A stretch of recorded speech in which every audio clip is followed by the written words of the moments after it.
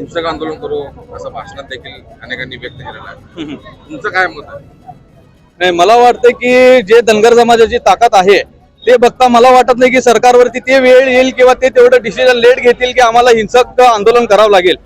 ते जे आता साहेबांना सांगितलं की कालच एक गिरीश महाजन साहेबांचा जसं कॉल आला होता की लवकरात लवकर निर्णय होईल. आणि मला जसं वाटतंय आपले जे मुख्यमंत्री व उपमुख्यमंत्री जे आहेत राज्याचे ते कर्तव्यशील आहेत. ते आमच्या समाजाला ज्या अडचणी आहेत त्यांनी जाणून घेतलेल्या आहेत व त्याच्यावरती त्यांनी सकारात्मकच निर्णय घेतील आणि लवकरात लवकर ते निर्णय घेतील आणि हे पुढचं जे आम्हाला हिंसक जे आंदोलन आम्हाला करायचं नाही आहे ते होऊ देणार नाही असं मी त्यांच्याकडनं एक अपेक्षा बाळगतो.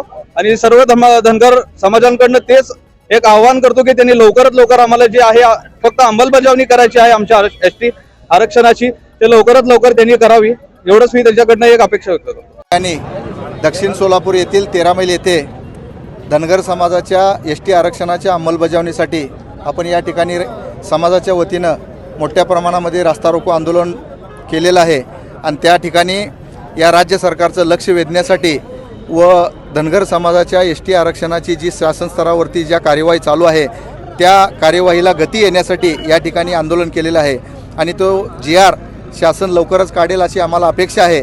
आणि राज्याचे मुख्यमंत्री एकनाथजी शिंदेसाहेब यासाठी सकारात्मक आहेत असं रात्री आम्हाला समजलं. आमच्या एका उपोषणकर्त्याला रात्री गिरीशजी महाजन यांचा फोन आलेला होता आणि त्यांनी सांगितलं की 3-4 दिवसामध्ये आम्ही आपल्या धनगर एसटी आरक्षणाची कार्यवाही लवकरच पूर्ण करतोय असं रात्री समजलं.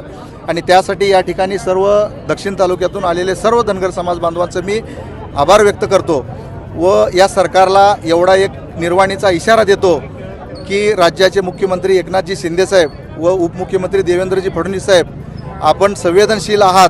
महाराष्ट्रामध्ये आपली खुर्ची डळमळीत झालेली आहे आणि आपण जर धनगर समाजाला जर आरक्षण दिलं तर आम्ही तुमचे फोटो आमच्या देवाऱ्यामध्ये पोचू.